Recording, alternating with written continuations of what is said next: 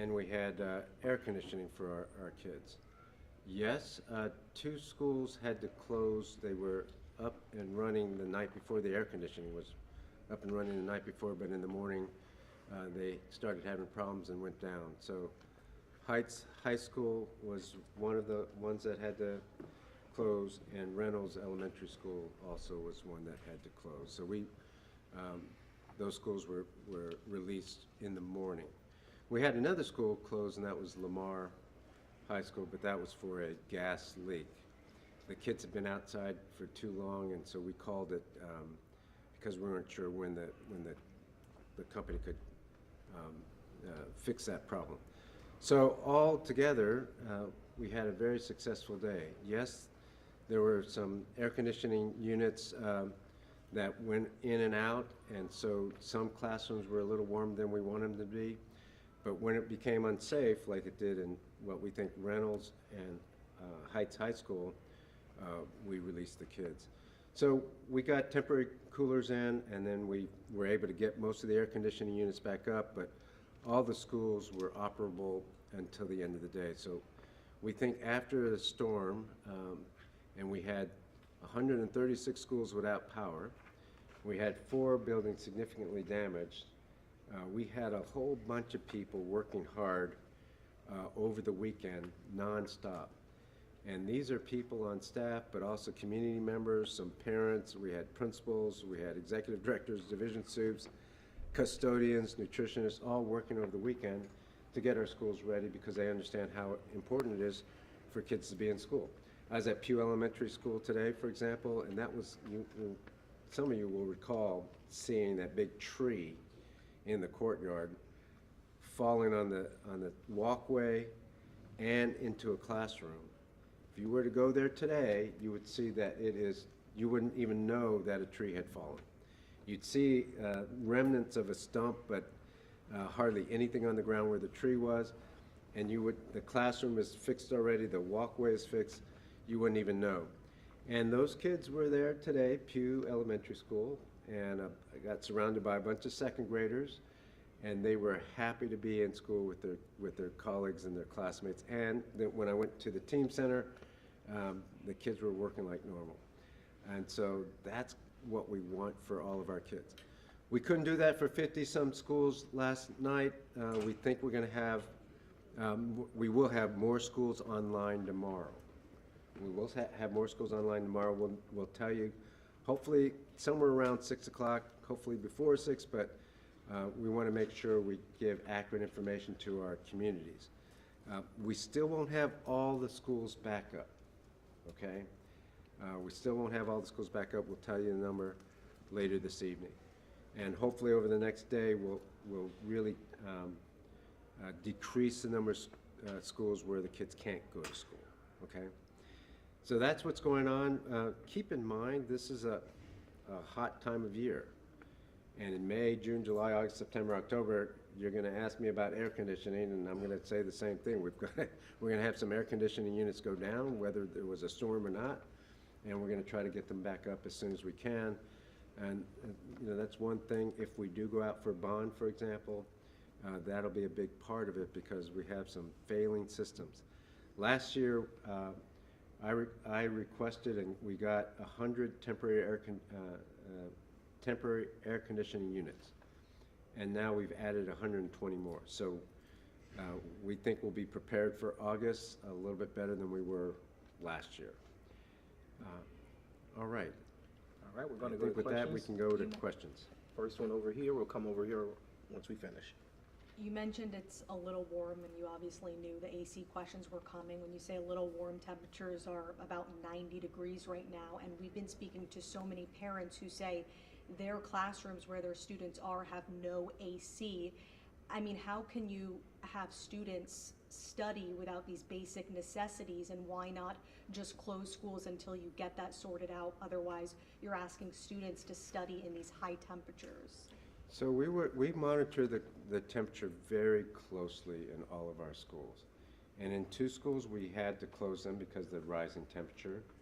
And so the question then becomes what is too hot and what is too uncomfortable, what's unsafe and what's uncomfortable. And everybody has a different range. So we ask our maintenance people to go out and we check the temperature. If it's too hot, we're gonna close the school. But we check the temperature and we check whether the temperature is rising or whether the air conditioning is cooling the building so the temperature's falling.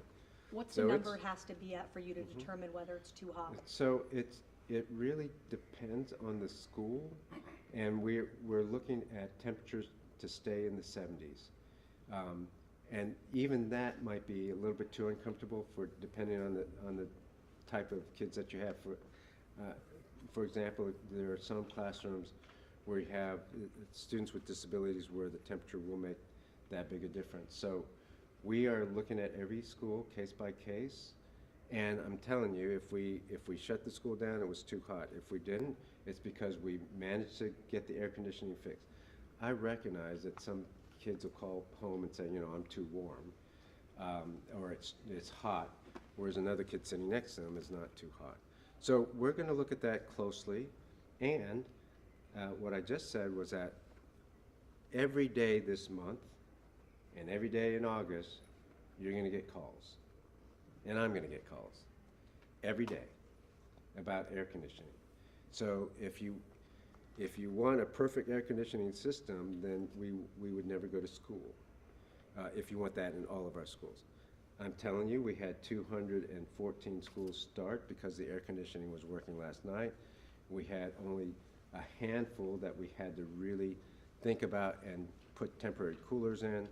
The rest of the schools were fine. So ask the kids in the other schools, the 211 schools or 212 schools, and they're going to tell you they were able to work. I mean, the kids at this school, the kids at KHOU Elementary, where I was earlier today.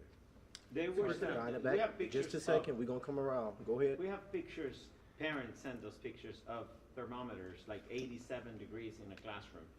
You mentioned 70 right now, and you mentioned the word comfortable. How do you know?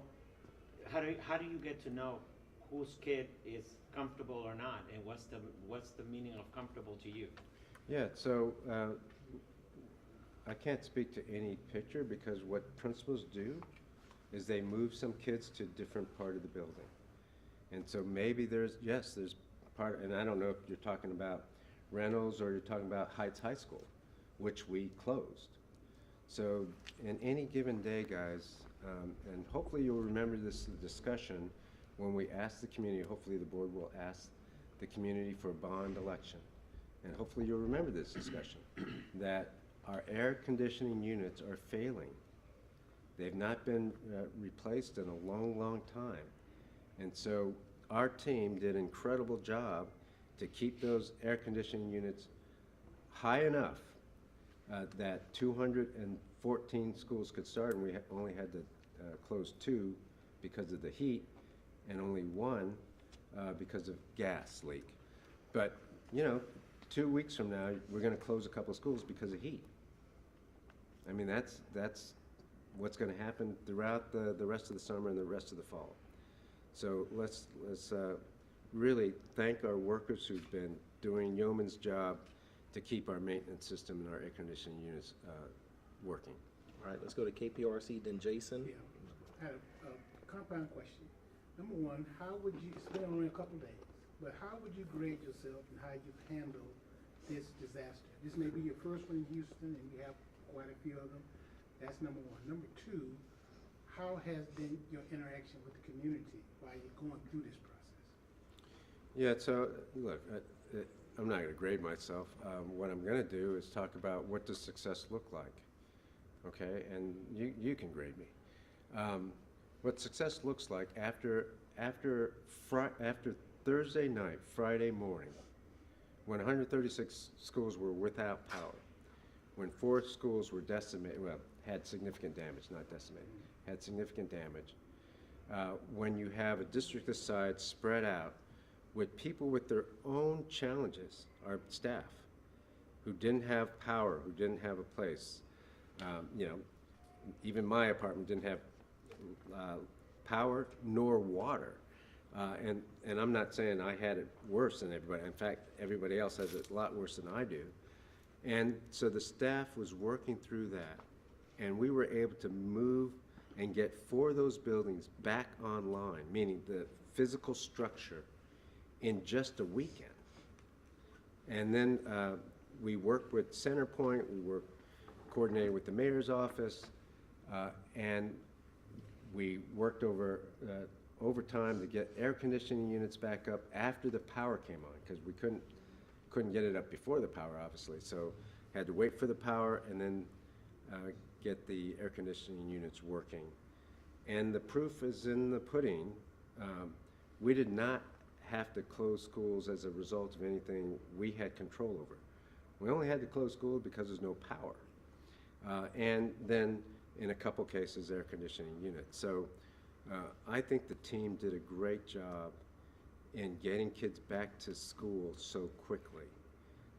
Is it going to be perfect when you have this many, and when you have old buildings, when you have that many air conditioning units? No, it's not going to be perfect. We've been communicating with our parents and communities since Friday. In fact, you all have played a big part of that. I think a lot of people was informed not only by the news. We also had social media. We also had emails. We also had principals calling. We tried every single means because a lot of people didn't have internet or power. So when you don't have internet and power, we have to kind of go old school and pick up the phone and call, or go, in some cases, principals and word of mouth. Some people even knocked on doors. So it was a all hands on deck effort, and so I think the team did very well. Jason, go ahead. Superintendent Miles, if part of a school has AC and another part doesn't, for instance, I spoke with some folks at Tiarina Elementary. The cafeteria, for instance, didn't have power, other classrooms did. They shuffled some kids around. If part of a school has AC, then that school will open? Yeah, so every situation a little bit different. If in that case, and I don't know the specifics around that school, but I can imagine if the cafeteria was the only place that didn't have air and the classrooms did, if I was the principal, I would have moved the lunches to the classroom. I would have had kids pick up their lunch, go to the classroom, and eat there, or eat in the hallway. I mean, I would have figured it out. So, so I don't know is the answer. It depends on the school. I know that we have air conditioning units where you have, or rooftop units that only are in one part of the building. If that one goes down, the remaining rest of the school, 80%, 90% could be functioning well, but these 4 classrooms over here are too hot. And so if a child says, calls mom and says, my school does not have air conditioning. Well, that's not exactly true. So we always have what we call one source of truth, and that's the operations office, because they're the ones who then send technicians out, make sure the temperature, is it one building, is it one RTU, is it other, is it the HVAC, is it the chiller, can we get the chiller back up? So we're loath to say, we're going to close the school just because these 4 classrooms are too hot. All right, Ms. Howard. Who makes the decision to send messages to families? Like they're attributed to the principal. Is the principal making those decisions? And when can they make the call to communicate with families that there are AC outages? So principals should continually talk to their parents. And they are able to make that decision about what's happening. Let me tell you what's going on. It's only 2 rooms. It's the whole school. The chiller just went down. The temperature's 78 degrees. This is the kind of information we get, by the way. We ask for the temperature in the rooms instead of just saying it's warm, it's hot, it's cold. And so the principal can communicate that information. The parents should communicate that information to parents. And then the district also, from the office, the operations office, will also send out information. All right, any other questions? Go ahead.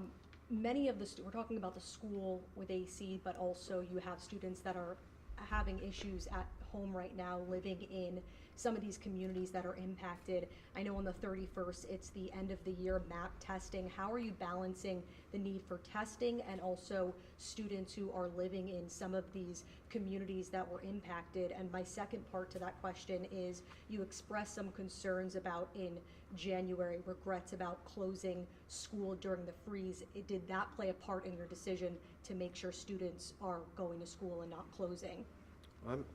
So there's a couple questions there. Let me just take a couple of them. Number one of the reasons why we're so concerned about kids and trying to get the schools open is because we recognize that we have kids at home whose food were perishable. Families had to restock, and even $50 is a lot of money for some of our families to have lost in food. We have kids who are at home with no power, no air conditioning. It's hot. So that's one of the reasons why we should not wait to open the school if we can open the school. You know, that's one reason. That's why we're distributing food at the schools that were closed. Because I said these kids, you don't know the situation of kids out here in the underserved areas. I am positive there's some food deserts or food shortages, and kids need a meal that the school provides. So we're doing what we can. We can't open a school without power, but that's why it's so urgent to get kids in school. I mean, we could, it may be easy to say, well, why did you just not open school today? That would have been worse for kids. Your second part is instruction. Look, what I've said before in the winter and any other time anybody would listen is that we need to be urgent. We need to grow a culture of essentialness. We're it. If you want to have kids first, then we adults need to do what we can do to support their education, support their families, and give them the best education possible, and we don't have a day to waste. So, yes, kids have a choice of staying home always, and today they were excused. Tomorrow they'll be excused if they don't come, because we recognize that if you don't have water, you don't have power, sometimes it's hard to come to school. But so we are going to continue to push instruction. The kids at Pew Elementary School today, that's the only one I got into today, but all of our schools are providing instruction for our kids. It was like a normal teaching day. Are we worried about the NWA, the assessment at the end of the year? Luckily, we've already taken the start, but yes, we want to put our best foot forward on the NWA. That's another reason for trying to get as many schools open as we possibly can. And so tomorrow we're hoping we get more schools open, and hopefully by Wednesday, we'll have all the schools in play. And if it's a long-term thing, we'll still look at that. We still have, counting this week, we still have 3 weeks to go. So, 2.5 weeks, and that's important for kids. And did staff members, did they have the same excuse that you mentioned, that the students are allowed? So with staff members, we want all staff to report, and if they have unique exceptions for not coming to school, they need to talk to their principal, and the principal can allow those exceptions. But we want those to be unique and exceptional circumstances. We need all of our adults hands on deck to help our kids. Go ahead, and I'll come to you. Have any of the AC outages or the gas leak at Lamar, was that linked to the storm damage in any way? Hard to say. I mean, I don't think the gas leak was. I'm not sure. I don't know how there was a leak, so I can't say for sure on Lamar. On the other two, the only thing I can say is the storm, because the power was out and air conditioning units go down, we have to restart them, reboot them, and it didn't help. The storm didn't help our air conditioning situation. Whether there's a direct correlation in those two schools, hard to say. And may I just confirm, when you say air conditioning situation, are you referring to the age of the units? Well, everything, all of the above. I mean, we have some that are really old, and that's the case. We have others that may have an electrical problem. So, could the storm have affected the units? Yeah, could, but I can't say for sure at any one school. Sean, go ahead. Yes, at Sinclair on Saturday, you mentioned that there may be opportunities at some of the open schools to find space for students at closed schools to be relocated to temporarily. Is that something that's still progressing? Should parents of students at closed schools expect anytime soon for that kind of announcement to be made that there's going to be a relocation? Yeah, so over the long term, I probably said the only school where we might have to relocate kids is Sinclair. Okay. All the other schools do not have to be relocated. The footnote to that is if we have a school whose power cannot come on by Monday or Tuesday of next week, we're going to have to do something with those schools. Now, I don't think that's going to be the case, but you know, we're gonna look at that closely. So Sinclair, yes, we already know for the rest of the school year, some kids will have to be transported. Now, Sinclair was not open today because of power, not because of the facility. All right, go ahead, KP. Last question for me. Is there anything that HISD is doing, maybe you're responsible for it or not, about food and clothing, things, for those areas where the kids are having those problems that were hit? Yes, so we first of all, every school that was closed, we also distributed food for students. There wasn't a citywide or area-wide, community-wide distribution point at the school. That's for our kids, so we distributed food to our kids. At the Sunrise Centers, we were distributing food broadly. So today I was at Brock Sunrise Center. You will recall there's 7 Sunrise Centers. And we got some food from United Way, but we also emptied our own pantries and gave out food. And when I got to Brock, there was a long line of cars. And so at 4 of our Sunrise Centers, they had food distribution. Tomorrow, I think it's 3 others. So we're going to empty our pantries for now because we think this is a short-term problem, at least, to recover from the storm. And then we'll refill the pantries. So we're helping where we can. I know the city. By the way, I didn't thank the city, the mayor, Judge Hidalgo. They've all been working furiously. We've been talking. They've been trying to get as many schools up as possible. For example, Centerpoint gave us 5 mobile generators last night, and so those 5 schools will be up tomorrow. We didn't want to because it was late last night. So Centerpoint's helping. Everybody's trying to do a good job. We're not the only organization, right, that needs power. There's 1/3 of Harris County needed it, so I think they've been doing an amazing job. I'm very, very grateful that they're also paying attention to schools. Any challenge on special ed students with special, you know, we know that there's several of them, and any challenges right now with this kind of situation? Maybe there's an extra protocol that you're taking? Yeah, so we asked that question of the SPED director today, and looks like the special ed department in the schools are doing fine. The special needs kids in the schools that I talked about that closed have the same challenges as all the other kids. So nothing unique right now for our special ed kids. They're in the schools and they're getting the services that they need. All right, go ahead, Matthew. We work with the Houston Food Bank today for the Sunrise Center, and then for Lamar, the natural gas leak was related to one of the chillers. The HVAC system then blew the odor into the building. Yeah, so the gas leak is more, so it wasn't about the air conditioning so much as blowing the gas leak odor into the school. And then, yeah, what was this? Houston Food Bank. The Houston Food Bank. I'm sorry, I think I said United Way. Yeah. Thank you. So please correct the record on that, the Houston Food Bank. All right. Will these school days need to be, or are they going to be made up? They're missing? So at this point, I don't think we will have to make them up.